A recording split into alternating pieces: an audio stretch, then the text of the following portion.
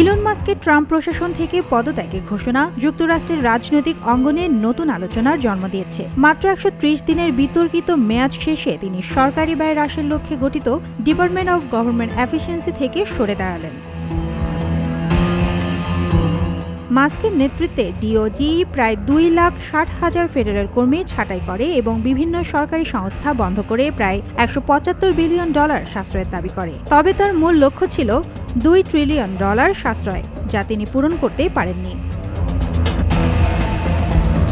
পদত্যাগের পেছনে একটি বড় কারণ ছিল ট্রাম্পের বিগ বিউটিফুল বিল নামে পরিচিত নতুন বাজেট বিল, যা মাস্কের মতে ডিওজিই এর মিশনকে দুর্বল করে। তিনি বলেন এই বিল ফেডারেল বাজেট ঘাটতি আরও বাড়াবে এবং সরকারি ব্যয় হ্রাসের প্রচেষ্টাকে ব্যাহত করবে।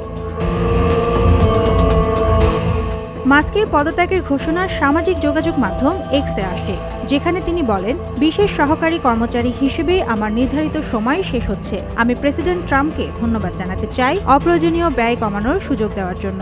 ডিওজিই এর মিশন ভবিষ্যতে আরও শক্তিশালী হবে। তার এই পদক্ষেপ ট্রাম্প প্রশাসনের অভ্যন্তরে মতপার্থক্য এবং সরকারি ব্যয় হ্রাসের কৌশল নিয়ে বিতর্কের ইঙ্গিত দেয়। মাস্ক এখন তার ব্যবসায়িক প্রতিষ্ঠান টেসলা এবং স্পেসএক্সে মনোযোগ দেওয়ার পরিকল্পনা করছেন। এই পদত্যাগ ট্রাম্প প্রশাসনের জন্য একটি গুরুত্বপূর্ণ মুহূর্ত, যা ভবিষ্যতে সরকারি ব্যয় এবং প্রশাসনিক সংস্কার নিয়ে নতুন প্রশ্নের জন্ম দিতে পারে।